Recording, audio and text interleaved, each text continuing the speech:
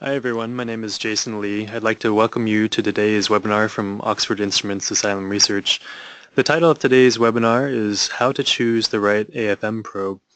I'd like to welcome our presenter, Dr. Ted Limpoco. Ted has been using AFMs for more than a decade and received his PhD in chemistry. He's been an application scientist here at Asylum Research for about 3 years now. Please feel free to ask questions anytime during the webinar. You can enter these in the questions box from the webinar interface. We'll address as many of these as we can within the time allotted in our Q&A session immediately following the presentation. And we'll get back to you individually for those that we don't get to. Okay, so let's go ahead and get started. Thank you, Jason, for the introduction, and welcome to the Asylum Research Probes webinar. Before we begin, I'd like to give you a quick preview of what we'll be covering here today.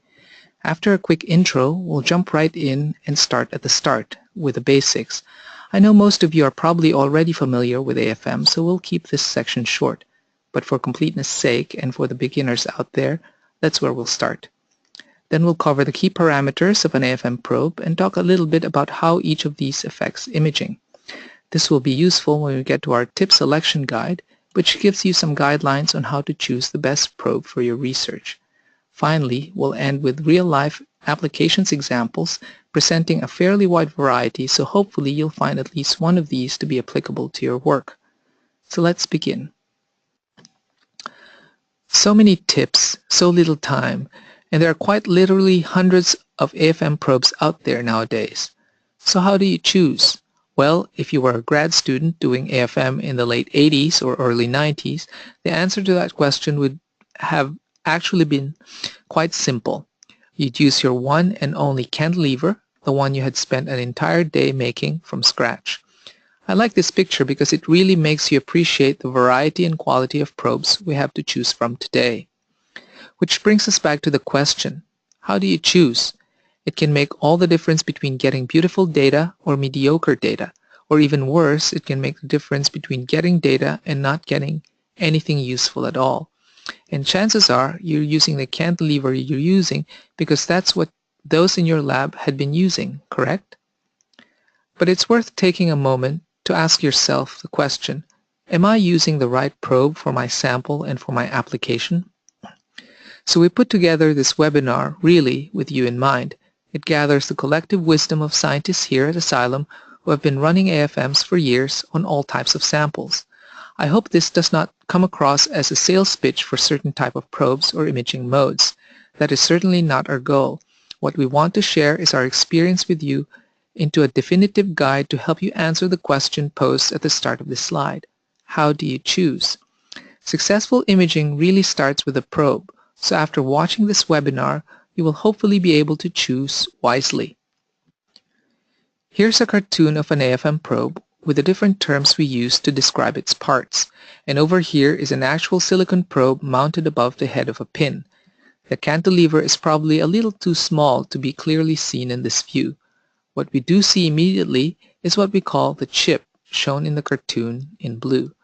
This is what you grab with tweezers when loading one of these cantilevers into the AFM. When we zoom in, you'll see the actual cantilever, which has dimensions in the order of microns. And as we zoom in further, we see the actual tip, the very end of which has dimensions in the order of nanometers. As shown here in this schematic, the cantilever can have a tip side coating and a reflex side coating. The cantilever is what the AFM uses to feel the sample surface and thereby take an image, like the stick a blind man taps with to visualize the terrain he is on. In AFM, everything we can learn about the sample must be interpreted through the cantilever's response. A laser is used to detect the response, that is the cantilever deflection, through the reflex coating that directs the laser light into the AFM's detector. Most cantilevers are made of either silicon or silicon nitride, also known as nitride for short. This is largely due to historical reasons. The same techniques used in the integrated circuit industry and developed over the years were leveraged to precisely micromachine and batch fabricate cantilevers out of silicon and silicon nitride. We take it a little for granted nowadays, but this was actually a fairly crucial step that enabled the widespread adoption of AFM. Silicon compared to silicon nitride generally makes for a sharper tip. Nitride tips, however, are more wear-resistant, and the cantilevers can be made with lower spring constants than that of silicon. In fact, the majority of cantilevers on the compliant end of the spectrum, below about a Newton per meter, are made out of nitride. But of course, there are more and more cantilevers nowadays that are made of different materials, polycrystalline diamond, quartz, platinum, and so on. Keep in mind, though, that the nice, sharp, clean tip you loaded into the AFM does not stay that way for very long. It can wear or can get contaminated during the course of imaging. So consider these cantilevers as consumables. They are usually not worth your time to clean. There are 4 key parameters you should at least consider when selecting a probe. We're going to look at each of these in more detail, but I'd like to briefly introduce them all here. First is the spring constant of the cantilever, which is very important because it determines the force applied by the tip onto the sample. It depends on both the geometry and material properties, that is, the modulus of the cantilever. The shorter the cantilever, for example, the stiffer it becomes. Note also the cube dependence of the spring constant on the thickness. So a small error in thickness from fabrication can result in a huge error in spring constant. Tip sharpness, characterized by the radius of the tip, determines the lateral resolution of the AFM image, and together with the spring constant determines the contact pressure between the tip and the sample. For the same applied load, for example, a sharper tip applies a higher stress on the sample compared to a blunt tip. Resonance frequency and quality factor, or Q factor, are dynamic properties of the cantilever being driven into oscillation, such as in tapping mode. They determine the mechanical bandwidth and ultimately the imaging speed. Key probe parameters. Let's talk about these in more detail. Spring constant. Why is this important to consider in probe selection? Let's imagine a cantilever being brought towards the surface. The Z-sensor provides the probe position, say the base of the lever on the chip, while the deflection signal from the photodetector tells us how much the cantilever bends. This is essentially a force curve experiment, but the basic idea applies to a tapping cantilever as well. Now, if the sample is very hard, such that its stiffness is much greater than the spring constant of the cantilever will deflect without deforming the sample at all. The slope of the force curve when in contact with the sample approaches 1. This would be most ideal for topographic imaging because any deformation will result in an underestimation of feature heights. But when you are in tapping mode, the cantilever needs to be able to lift off the surface when it swings up during oscillation. A floppy cantilever may not be able to do this on very adhesive samples. This puts a minimum limit on how compliant a cantilever can be for tapping mode imaging. On the other hand, if the sample is very soft, with a stiffness much less than the spring constant of the cantilever will just punch right through.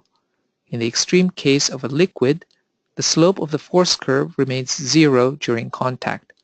For soft materials like cells, hydrogels, or other biological samples, a stiff cantilever would just plow through the sample during scanning, and you will certainly won't get much useful AFM data.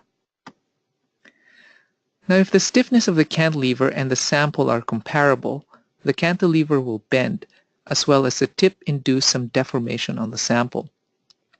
The cantilever deflection will always be smaller than the Z displacement, the difference being the indentation into the sample material. This is what you want for nanomechanical measurements.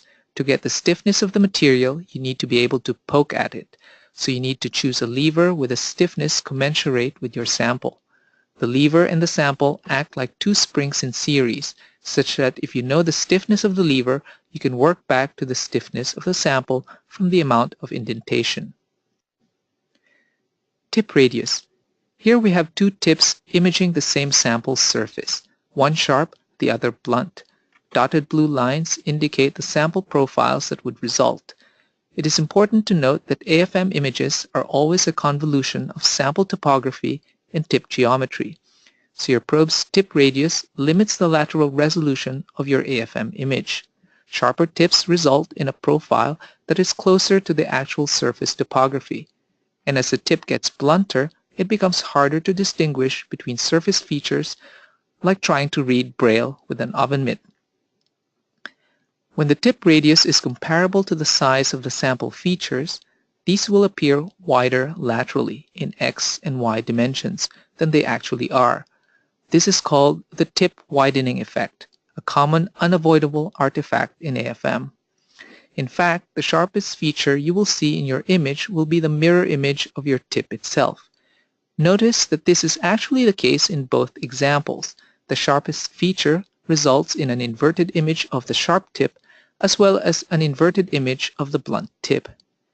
Now, normal resolution or resolution in the Z dimension is still dictated by the noise performance of the AFM. Notice that you can still get a very accurate measurement of topographic height even with a very blunt tip. The line profile still accurately depicts the correct delta height value for this step. The sharp edge may be convoluted with the tip geometry, but the overall height is accurate. Note that AFMs cannot inherently resolve what is under overhanging features, even with the sharpest of tips, as the tip is always coming from the top. And for very sharp, high aspect ratio tips, the tip shank, or the side of the tip, may very well make contact with the surface feature as well. Here are simulations of AFM line profiles on a rough sample with tips of different sizes and geometries. Note that for the truncated pyramid and wide parabola, the AFM image would be dominated by the image of the tip. Keep in mind that AFM images are always a convolution of sample and tip, and since the tip can change during imaging, you need to know when it's time to change your tip. Frequency and Q factor. These determine how fast we can raster the tip in tapping mode and still track surface topography accurately. When a tip tapping on the surface encounters a change in topography, that is, a change in surface slope, its oscillation amplitude changes. This is what is monitored by the Z or height feedback loop to track topography. The faster it can respond to changes in amplitude, the better it can track topography. This is exactly what happens when you increase the integral gain during imaging. But the cantilever's amplitude itself cannot change instantaneously when it is perturbed as it encounters a topographic feature. Its response time is limited by its mechanical bandwidth. So even if the AFM's feedback loop were infinitely fast, there would still be some finite response time set purely as a result of the cantilever alone. In fact, in tapping mode, it is often the cantilever itself that fundamentally limits how fast you can scan. Just like any mechanical oscillator, the cantilever has a natural frequency as well as a Q factor. When you're tuning, you're actually exciting the cantilever while looking for that frequency where the oscillation amplitude is at its maximum, that is, its mechanical resonance. The Q factor describes how sharp or broad this resonance peak is. It is a dimensionless parameter that describes how underdamped the resonator is. So the larger the Q, or the less damped the resonator, the sharper the tune peak, and the more resistant the mechanical oscillation from being perturbed. Resonance frequency and Q factor determine the mechanical bandwidth and thus puts a limit to imaging speed. Let's imagine a cantilever in tapping mode as it falls down a step. It starts at a certain equilibrium amplitude while tapping on a flat surface. When it encounters the step, the amplitude starts to increase. But it can't increase instantly. The response time, tau, is the time it takes for the cantilever to reach about 70% of the new equilibrium amplitude after perturbation, and depends on Q and the inverse of resonance frequency. You can think of Q as the number of oscillation cycles it takes for the cantilever to reach the new equilibrium state. The lower the Q, the faster the cantilever amplitude responds to the change in height. You can think of the frequency as the speed by which equilibrium oscillation is reached. Obviously, the higher the frequency, the faster response time. If we compare cantilevers of the same Q, such as the green and yellow graphs, the one with the higher frequency gets to equilibrium sooner. Even though it is tapping through the same number of cycles, it taps through those same number of cycles faster. If we now keep the frequency the same, such as the yellow and blue graphs, but decrease the Q, you can see that they tap with the same frequency, but the one with the lower Q requires a much lesser number of cycles to reestablish equilibrium. Now this obviously becomes more and more important as you attempt to scan faster. But the frequency content of your sample also matters. The sharper the features, the slower you may have to scan to give your cantilever adequate time to react. A quick word about probe calibration. When you calibrate a probe in situ, you'd want to know its frequency and Q factor, as well as its spring constant and the optical lever sensitivity. Currently, the fastest and safest way to do this is through the GetReal calibration routine.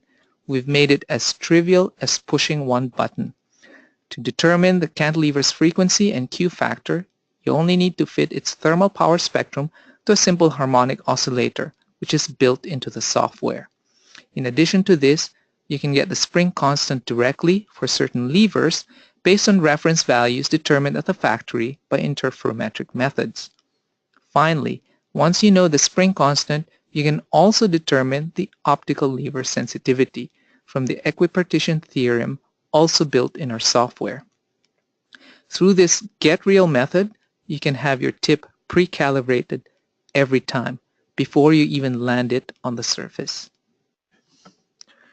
Now let's talk about how to select probes for different types of samples, applications, and imaging modes based on the probe parameters we just covered. This selection guide outlines some general considerations, but later we will look at some actual examples and the specific probes used that resulted in successful imaging. Please note that the probes mentioned here represent ones that we here at Asylum have a lot of experience on and can highly recommend to work. However, understanding the probe parameters involved in the selection should allow you to explore other probes with similar properties. In selecting the right probe for topographic imaging, you should consider one that will least perturb the sample. Softer samples, therefore, require lower spring constants, as lower forces will less likely deform the sample. Loosely bound material may also be dragged around if the tip is too stiff. Lower spring constants also minimizes tip wear, which can introduce tip shape and tip widening artifacts to your images. However, adhesion and capillary forces can restrain the tip from lifting off the surface in tapping mode. When this happens, you may need to switch to a stiffer lever or increase the drive amplitude, and in general, select levers above 0.5 newtons per meter for tapping mode imaging in air. For nanomechanical measurements, careful selection of cantilever stiffness is paramount. You want to select a lever spring constant that would poke at the sample. You need to induce some elastic deformation on the sample as well as a cantilever Hookean response. Cantilever and sample stiffness, therefore, have to be in the same order of magnitude. Here are some of the levers we use here at Asylum and the range of their spring constants, as well as the typical samples they are used on.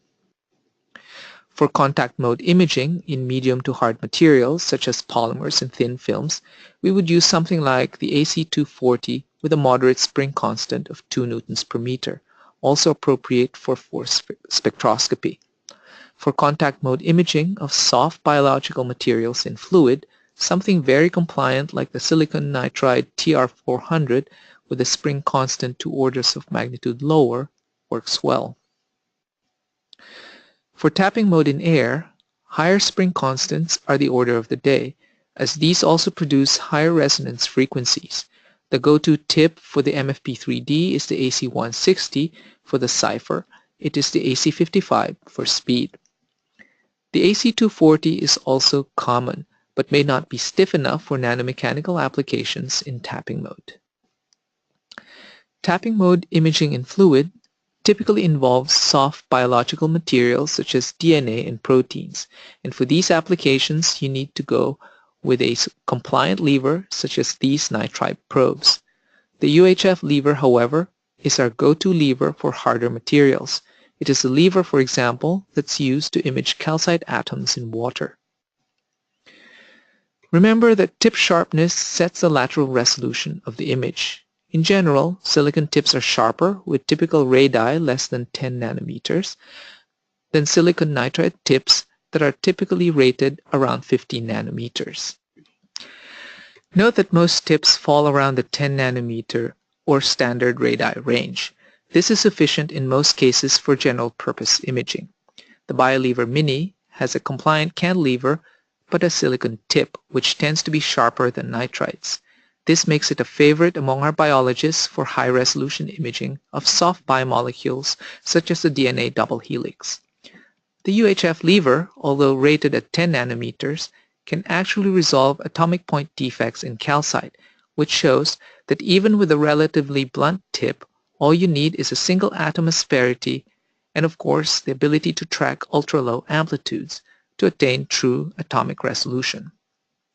There are of course ultra-high aspect ratio and super sharp tips, but these tend to be very expensive and requires experience and technique in order to preserve tip sharpness. Also, in addition to the spring constant, which determines the applied load, you also need to pay attention to the tip radius, as ultimately both determine the contact pressure or stress on your sample. Consider a 100 nanonewton load. A 10 nanometer tip produces pressures in the order of gigapascals, whereas a 1 micron tip reduces this by 2 orders of magnitude into the megapascal range. For this reason, biologists go the other way and employ colloidal probes with multi-micron diameters for nanomechanical measurements on cells and hydrogels. Various applications require the tip to be coated with active materials that respond to the measurement. Conductive and magnetic coatings, for example, are required for electrical and magnetic characterization respectively. Keep in mind that coatings will increase the tip radius and thus tip widening effects. This table shows coated tips all based on the AC240 probe with a native silicon tip radius of 7 nanometers. Applying various coatings increase this radius from 20 nanometers to 84 nanometers. Recall that we pay attention to resonance frequency and Q factor when considering imaging speeds, or at least the cantilever response. The mechanical bandwidth of the cantilever directly relates to frequency and the inverse of the Q factor. For typical tapping mode cantilevers in air, Q values tend to range from something like 200 to 600, a fairly small range. On the other hand, resonant frequencies can vary more than an order of magnitude. Given this and the fact that most manufacturers do not specify Q values anyway, a quick way to pick the most responsive cantilever for tapping mode imaging is simply to go by frequency. However, we should note that the hard line drawn between standard speeds and fast imaging is somewhat arbitrary. And of course, this is also limited by the AFM hardware itself as well as the roughness of the sample. You don't really need a fast lever to image a flat sample, and conversely, you may need to slow down your imaging speeds for very rough samples. Here are some common levers we use here at Asylum with their resonance frequencies in air. All of them can be used for tapping mode imaging except for the BioLever RC150VB, which is appropriate for protein pulling, a low-frequency experiment. The AC160 at 300 kHz is a great general-purpose lever to start with for imaging in air. But if you want to go really fast on the cipher, you can use the AC55, which is rated at 1.6 MHz. In this chart, we indicate the resonance frequencies in water for some of these levers that are appropriate to use for tapping mode in liquid. The Arrow UHF at 2 MHz in air and 300 kHz in water is routinely used to image calcite atoms in liquid. Imaging speeds typically go up to 20 Hz on scan areas of 20 nanometers and below.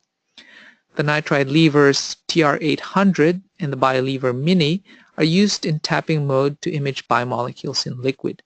The BioLever Mini, with its small plan view dimensions of 38 by 16 microns, is especially suited to the cipher that accommodates small spot sizes. Now let's take a look at specific examples, imaging modes, and applications, looking at the data and the tip used to obtain them, and briefly commenting on the rationale behind the choice of these probes. We've included a wide range of examples. Hopefully, There's enough variety here that you will find some analogy with your specific sample and help with probe selection. These days, when the sample and conditions permit, tapping mode imaging is the mode you choose for topography. It is generally faster and gentler on the sample. These are images of rat-tail collagen using an AC160 and AC55. Both are excellent general-purpose tapping mode tips. Note that the AC55 scans the same 5-micron area at about 10 Hz, more than 3 times the speed of the AC160. If you want to scan faster, say for throughput, or desire to observe dynamic behavior, you'd like to pick the higher frequency AC55 and image on the cipher, which has a smaller mechanical loop as well as laser spot size, ideal for this tip. As you'll see later, there are also more compliant cantilevers like the AC240 that are available for softer samples and other applications that require it.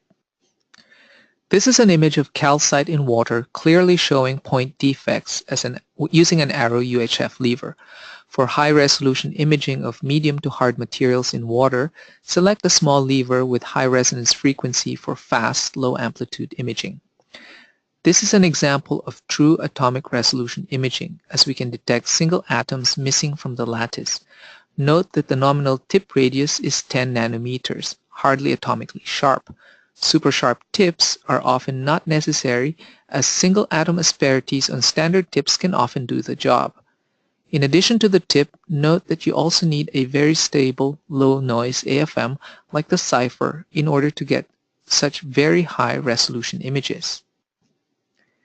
Here's another example of high resolution imaging showing mica lattice corrugation in water up to 90 degrees centigrade on the cipher ES using lateral force microscopy, a contact mode technique. To obtain such an image, you need a short, compliant cantilever such as the short levers on the nitride RC800 or TR800. Note that the lateral stiffness of cantilevers can be an order of magnitude or more higher than the normal stiffness, so you need a very compliant cantilever to maximize your lateral sensitivity. The arrow UHF is also ideal for fast scanning, that is, scanning over 10 lines per second. Here, the growth of a calcite screw dislocation is captured in real time at nearly 20 lines per second. To capture such dynamic processes, you need a lever with high mechanical bandwidth, that is, a high resonance frequency and low Q factor. In this sense, the arrow UHF fits the bill.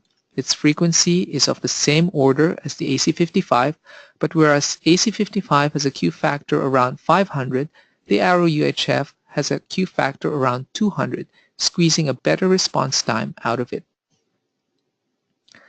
For biological applications, it is important to remember that most of these measurements are done in fluid, whether water, buffer, or media, and the size range of the samples spans cells, which are in the tens of microns, to biomolecules and assemblies, which are in the nanometers.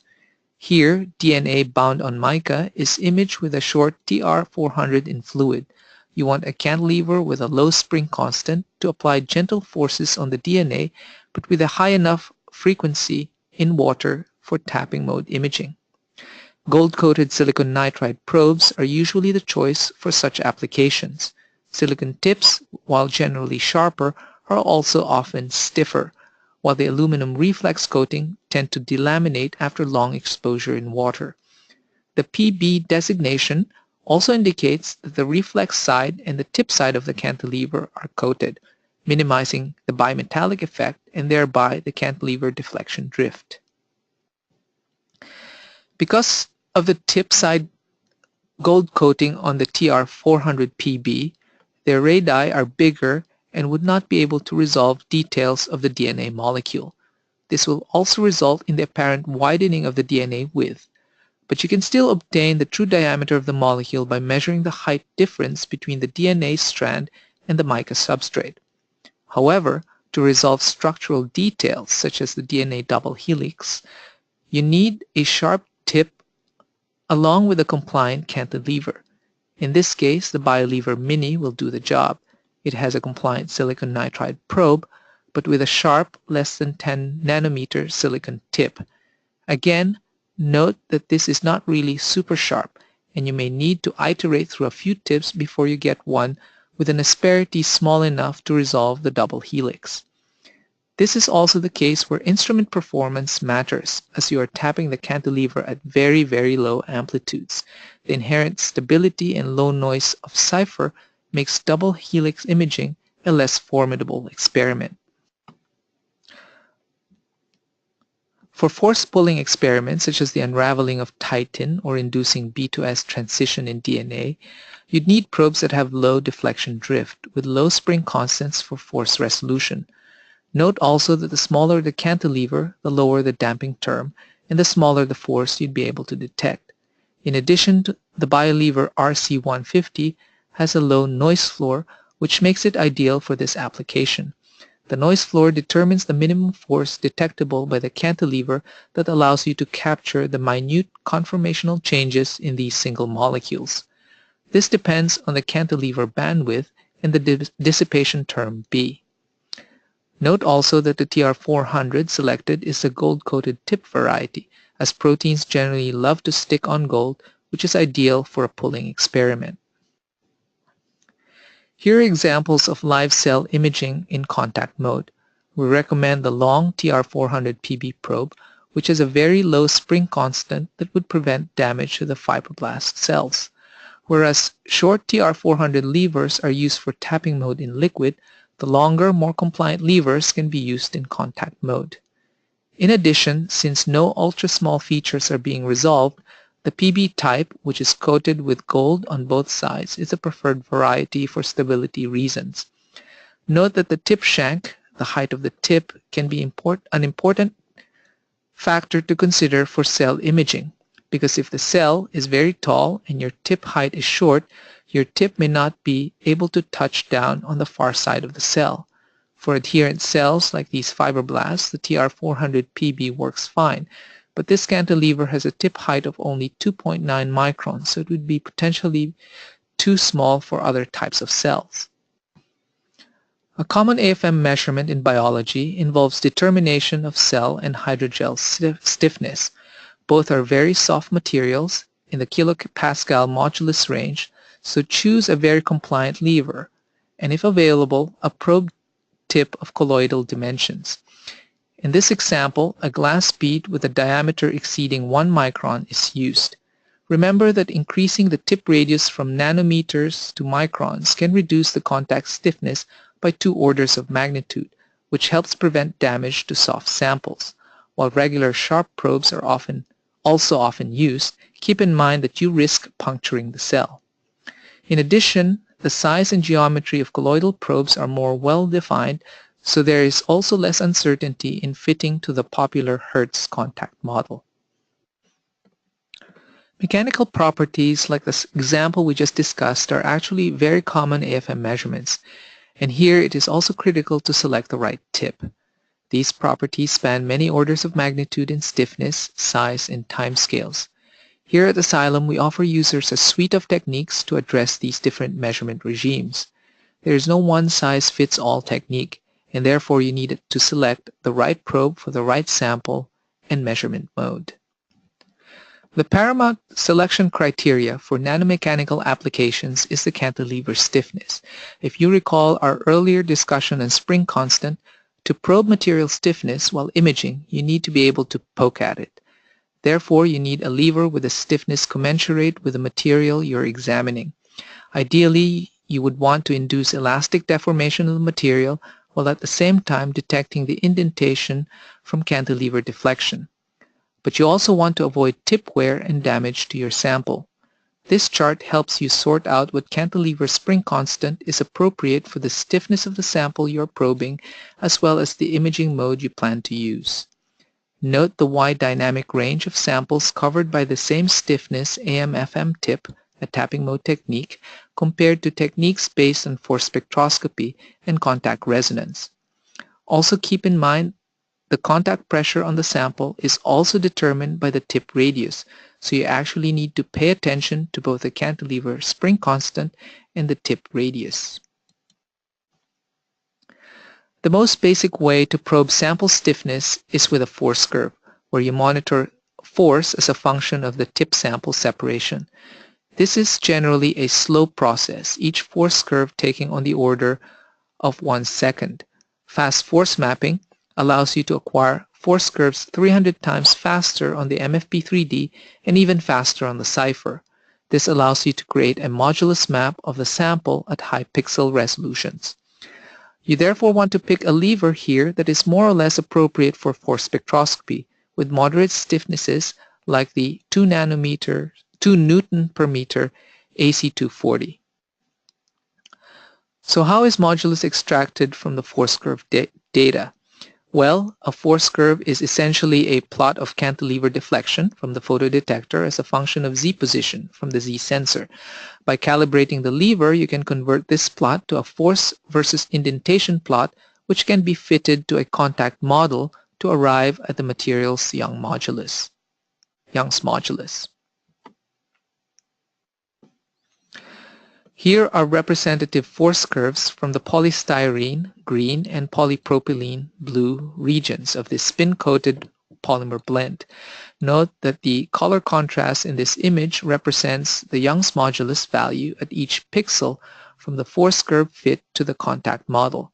And we save each force curve at every pixel for you so you can look back or go back and look at how well the model actually fits the data.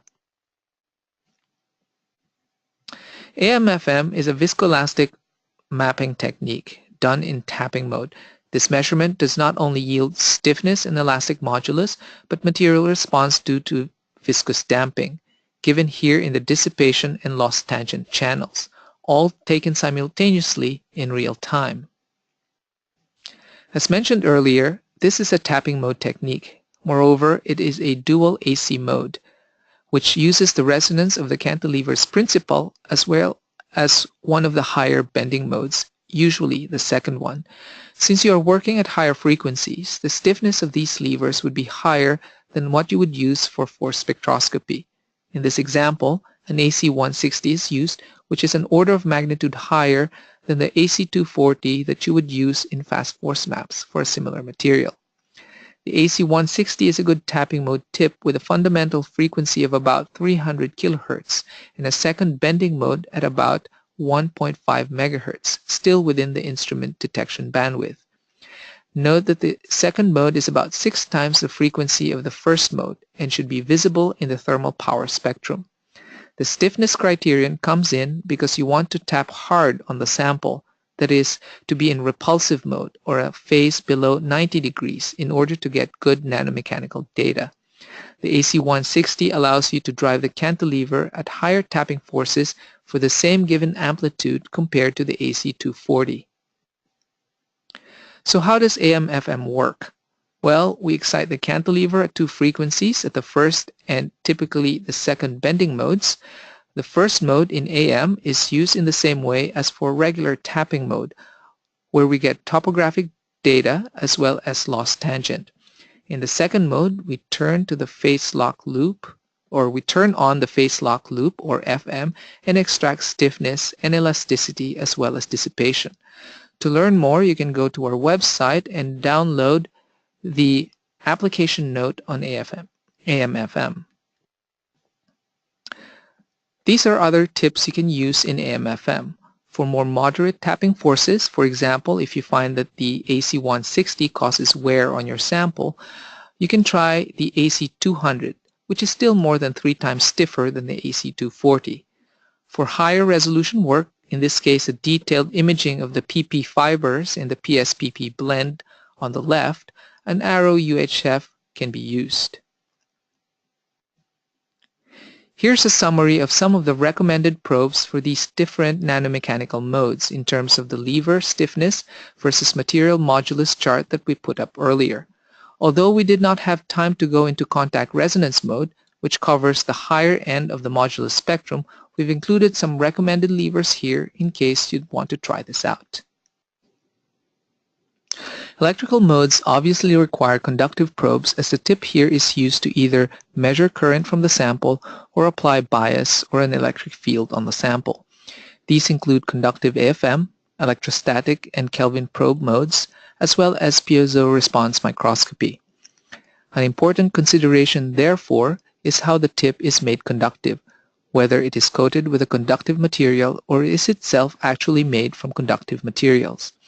Common materials used for coating silicon tips are platinum, iridium, and gold, usually with some adhesion layer like titanium or chromium. Note that these noble metals are much softer than silicon, and tip wear is often a concern for these coated probes. Some probes are made of solid metal like platinum or tungsten.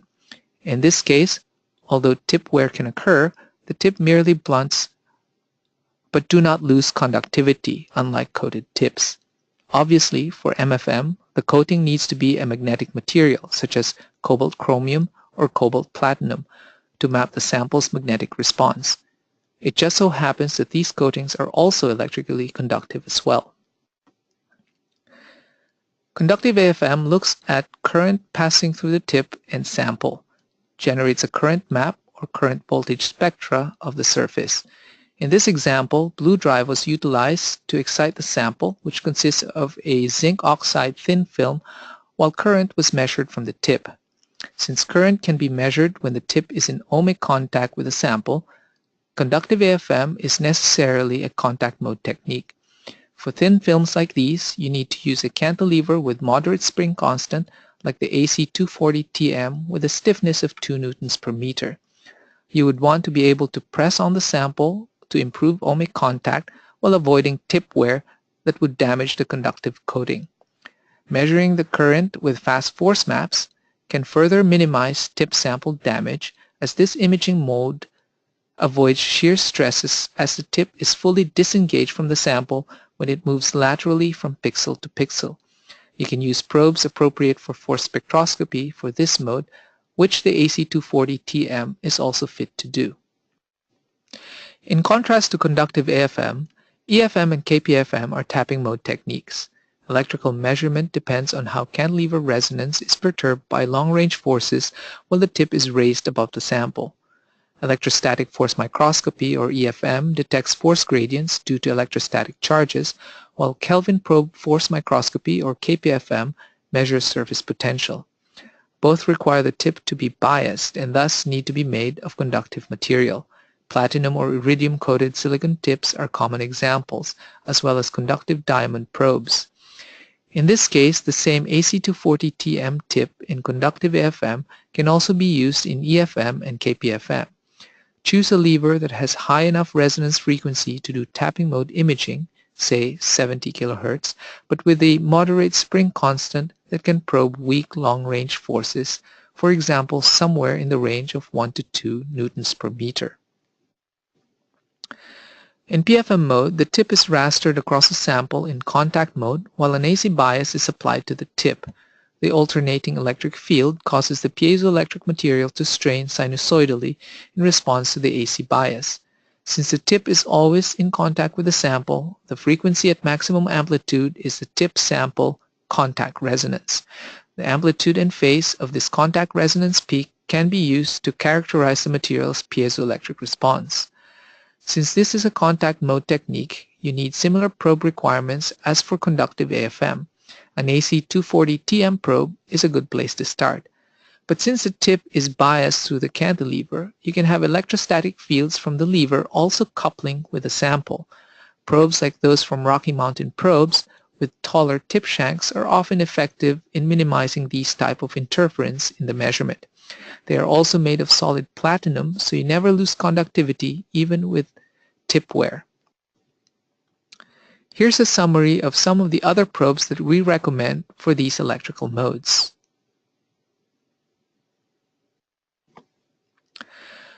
There's quite a few different flavors of MFM cantilevers. Basically, an MFM cantilever can be classified as low, standard, or high for both magnetic coercivity and magnetic moment. Coercivity is a measure of how easy it is to change the magnetization of the cantilever, and this is usually set by the material used for the tip coating. And the magnetic moment affects the signal-to-noise of the measurement. Higher moment cantilevers usually just have a thicker coating, as you can see here. Standard MFM cantilevers usually fall right in the middle of both coercivity and moment. You may want to use a low moment cantilever to minimize the chances of the tip's magnetic field flipping your sample magnetization if your sample has low coercivity. You'd want to consider using the high moment cantilever if your sample signal is very weak and you need to improve your signal. You'd use the low coercivity cantilever for special variations of MFM like high frequency MFM. And you'd use the high coercivity cantilever if you want to ensure that the stray magnetic field of your sample doesn't flip your tip magnetization during imaging. And for those of you interested in high resolution, you may want to check out the side-coated probes from SmartTip. Only one face of the tip is coated instead of the entire tip side of the cantilever. Since there's less magnetic material, the signal may be a little noisier, but the advantage is that it gives much better MFM spatial resolution. There are of course a variety of specialized probes for specific application modes. Far too many to cover here, so I've just selected a small subset of these techniques to show here. We can do some thermal scanning microscopy with a probe with a temperature sensor at the tip. We can do local thermal analysis to study glass transition temperatures using a probe with an integrated heater. And we can do scanning microwave impedance microscopy, which are sensitive to changes in conductivity and permittivity with tungsten tips in a special coaxial configuration. Because of their unique nature, there is often not as much of a selection with these specialized probes. If you would like to know more about the probes that we covered in this webinar, you can visit our AFM probe store, where you can select probes based on your application or probe specs, as well as learn about new probe products. Thank you for your attendance.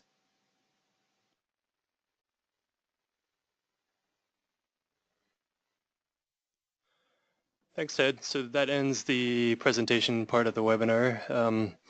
If you have to leave us now, thank you for attending. We'll now be answering the questions that have been coming in.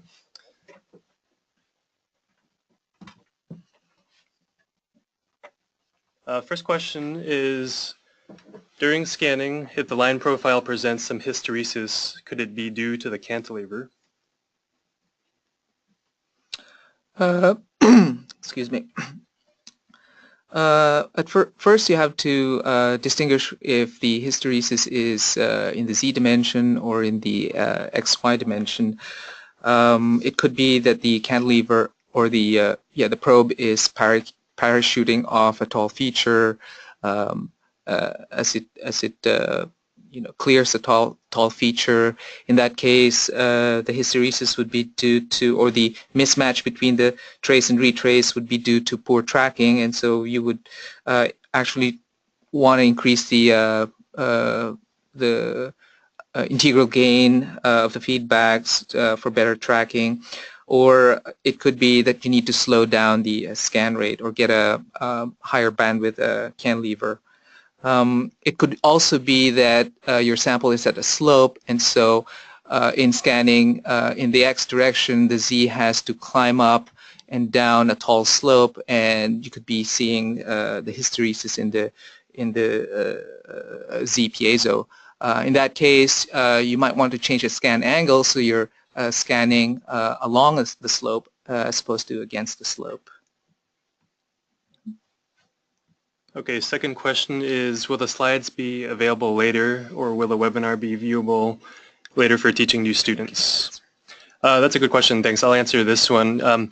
Yes, the presentation, including the Q&A, will be archived on our website.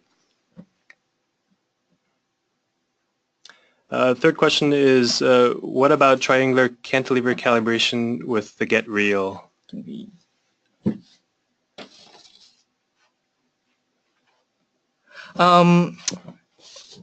There are triangular cantilevers already available in GetReal, such as the TR400s and the TR800s.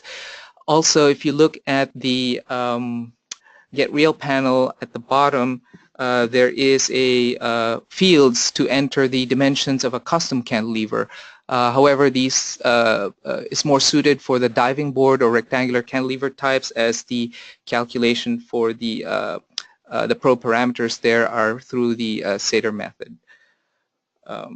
But you can submit, favorite probes to us if you feel strongly about your probes, and we'll try to add more to the list available in the GetReal panel.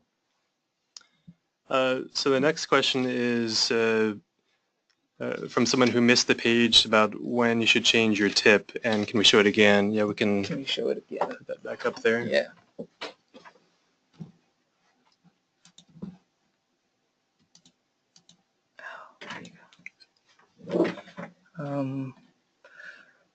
I think it's, where's that slide? The next one, this one, and then just click this. Yeah. I think this is a slide that the caller is probably referring to. So you can see here in the truncated pyramid, you see okay. You can see here in the truncated pyramid case that the features are so smaller than the tip itself, that what you're seeing is the image of the tip wallpapered on your image. And typically, when you see, for example, triangular features on the image, wallpapered on the image, that will be, to me, suspect for a truncated pyramidal tip. Also, in the wide parabola case, where the tip has blunted over time, you can see also more rounded features as the rougher,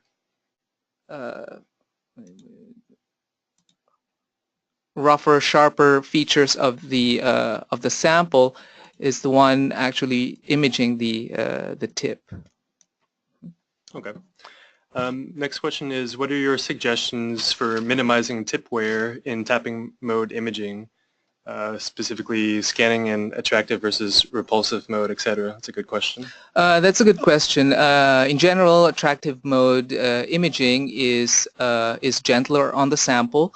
But in a lot of cases, you want to image in repulsive mode, or mode below 90 degrees. In general, I like imaging, somewhere between 60 degrees in phase when I'm in repulsive mode. And also the best way to preserve the tip is to have good tracking, so that when the tip is moving laterally, it's not hitting tall features. And so having an optimal eye gain or integral gain is crucial. And for example, in the get started routine in the software, we've tried to figure out some of these scanning parameters for you already, like the free air amplitude and the drive and the eye gain, so that when you start scanning, the tip is already tracking very well on the surface, and that is usually the best way to preserve the tip. Also, you can use fast force map mode for imaging, because in that imaging mode, the tip clears the surface before it moves laterally. So you minimize lateral or shear forces, which is hard on the tip. Next question is, was the collagen image taken in air? Yes, so we're taking in air on a cipher using two different tips, the AC160 and the AC55, to illustrate the difference in the cantilever bandwidth. Next question is, for the DNA origami image, do you think it's better with a TR400 or a BioLever Mini? Well, in general, I would recommend the BioLever Mini, although it would be tricky to use on the MFP3D line, like the MFP3D Bio or Infinity, just because it's such a small lever. The plan view dimensions are small, and so you may have to tilt the head to the right a little bit, or and the spot size for these instruments are also bigger than the cipher. but it can be done. It's just a little bit tricky. In general, TR400 would be more recommended for the MFP 3D type instruments. Next question is, what kind of probe would be good for obtaining amplitude, phase, distance curves in liquid on a soft sample? So this is not a very usual experiment, doing AC force curves, especially in fluid. I would start with something like the BioLever Mini as well, or even probably something stiffer than that, like the TR800 short. If you're monitoring amplitude and phase while doing a force curve, you really want to have a good tune plot. And so doing this on a cipher with blue dry, where you get really nice and stable tune peaks, is important probably for this experiment. Next question is, what would be the best probe for AM, FM, viscoelastic mapping and force measurement in liquid? Again, probably what's more critical for this would be having blue drive accessory so that you get good tune peaks, because AM/FM is critical to this measurement is the accurate measurement of phase, and so you want to have a stable tune peak. But I would start with levers again, such as BioLever Mini or probably the TR 400 or 800 series. Next question is, someone trying to measure the stiffness and Young's modulus of a hard sample using the AC160 TS. Is it possible to have an absolute value of the Young's modulus of a hard sample using that kind of probe? The AC160 TS, the probe itself is silicon, and so your sample, if your sample is harder than silicon, then your probe will wear fast. If your sample is truly hard, I would go with something like a diamond probe or a DLC probe with a stiff lever, such that similar to the AC160, and probably use something like the contact resonance imaging mode to work with stiffer materials. We've done, for example, silicon titanium modulus with contact resonance imaging. Okay, the next question is, what probe is better to obtain images of powder samples? Well, I think the issue here would be, firstly, sample prep, probably more than the probe. You'd probably want to sprinkle it on epoxy, let it set, and then blow the loose powder off. But if you're concerned about the material moving while you're imaging, you would want to use more compliant cantilevers, or use an imaging mode such as fast force mapping, which as I said earlier, clears the surface before it moves laterally, so you don't perturb or disturb loosely bound material. Next question is, which probe do you think is more appropriate for studying topographic bacteria with negative membrane? I guess the cantilevers with gold has given this person a lot of problems. Not being a biologist myself, it's probably, I don't know if I can answer that question exactly. We can probably get back to you and refer to our biologist who images bacteria a lot, and email you the answer to that question. Okay, it looks like we have time for one more question. The question is, which properties should the tip have to scan tiny holes on thin films, like niobium films with roughness of a few hundred parameters?